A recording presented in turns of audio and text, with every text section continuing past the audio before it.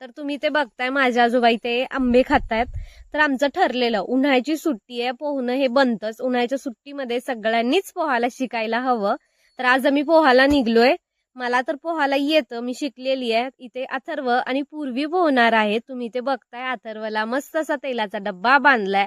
आमच्या साईडच्या शेतामध्ये मेंढरं उतरली आहेत, त्याच्यामुळे इथे त्यांचे घोडे तुम्हाला दिसतील. अथर्वची ही पहिलीच वेळ आहे, त्याच्यामुळे तो खूप एक्साइटेड होता की मला पोहायचंय. पण पाणी बघितल्यानंतर त्याची पण खुशी झाली, त्याला भीती वाटू लागली.